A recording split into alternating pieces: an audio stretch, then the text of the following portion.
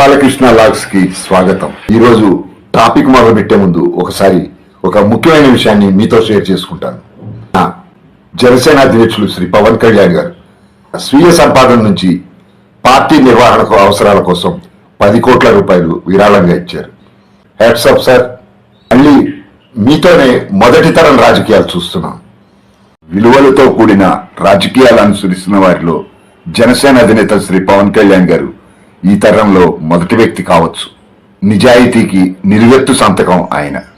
తామరాకుపై నీటి బొట్టు లేక ఏమకిలి అంటుకోకుండా 2 దశాబ్దాలుగా వివాదరహితుడిగా నెట్టుకు రావటం సామాన్యమైన విషయం కాదు. నిబద్ధత, కార్యదక్షత, ఆచితూచి అడుగులు వేయటం, కొండంత ఓర్పు, ఎదుటివారి చెప్పే మాటలు వినే సహనం, రాజకీయ చాతుర్యం ఇవన్నీ కళ్యాణ్ గారి స్వార్జితం. సామాజిక అంశాలలో నిగూఢమైన మేధావి, విలువలతో కూడిన వ్యక్తిత్వం ఆయన సొంతం. ప్రజల తరపున నాయకుడిగా ప్రాంతాలకు అతీతంగా తన విలువ నిలబెట్టుకున్నారు. కళ్యాణ్ గారు ఎప్పుడూ ఏ పదవి ఆశించలేదు. ప్రజలు ఏ పదవి ఇచ్చినా, ఏది వరించినా కళ్యాణ్ గారు పొంగిపోరు. అది ఒక బాధ్యత అనుకుంటారు. తనకి లభించిన ఏ పదవికైనా న్యాయం చేస్తారు. ఏ అవినీతి ఆరోపణ ఆయన్ను చుట్టుముట్టలేదు. తన జీవిత పర్యంతం అత్యున్నత విలువలకు కట్టుబడి ఉంటారు.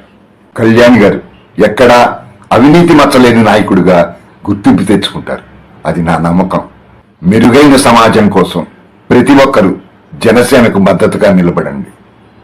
ఏ సమాజంలో అయితే నీతి తప్పిన వారు విజయం సాధిస్తారో, ఎక్కడైతే నేరస్తులు ఆరాధ్యులుగా మారుతారో, ఎక్కడైతే విలువలు పతనమై అవకాశవాదం రాజ్యమేలుతుందో, ఎక్కడైతే అవినీతి సర్వత్రా తాండవిస్తున్నా కూడా పట్టించుకోకుండా ప్రజలు తమ వాటా కోసం అర్రులు చాలుస్తారో, అప్పుడు అక్కడ వ్యవస్థకు సంబంధించిన పునఃసమీక్షకు సమయం ఆసన్నమైందని అర్థం. అప్పుడు తన గురించి, తనకు సంబంధించిన వారి గురించి, తన చుట్టుపక్కల ఉండే వారి గురించి, వారు ఏం పని చేస్తున్నారు, మనమేం చేయాలి అని ఆత్మపరిశ్రమ చేసుకోవాలి, ప్రశ్నించుకోవాలి ప్రతి ఒక్క పౌరుడు. ఓ సామాన్యుడా, మన బిడ్డల భవిష్యత్తు కోసం ప్రభుత్వాలను ప్రశ్నించాల్సిన సమయం ఇదే. నాకెందుకులే అని పట్టించుకోకుండా కూర్చుంటే అసమర్థులే రాజ్యాధికారంలో ఉంటారు. జనసేన అధినేత శ్రీ పవన్ కళ్యాణ్ గారి ఆశయాల్లో ఒకటి సామాన్యుడి గళం రాజకీయాల్లో వినిపించాలని. వివక్షత అనేది లేకుండా అందరూ ఎదిగే రాజకీయ వ్యవస్థను ఏర్పాటు చేశారు పవన్ కళ్యాణ్ గారు. వచ్చే ఎన్నికల్లో అందరూ కలిసి రండి. పవన్ కళ్యాణ్ గారి నాయకత్వంలో జనసేన, టీడీపీ, బీజేపీ కూటమి ప్రభుత్వాన్ని స్థాపిద్దాం.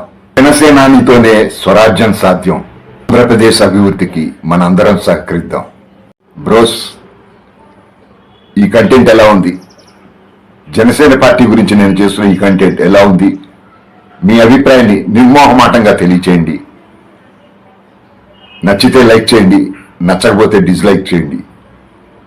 మీ లైక్స్, కామెంట్స్ నాకు మరింత ఉత్సాహాన్ని ఇచ్చి మరిన్ని వీడియోలు మీ ముందుకు తీసుకొచ్చేందుకు నాకు ఉత్సాహాన్ని ఇస్తాయి. Thank you.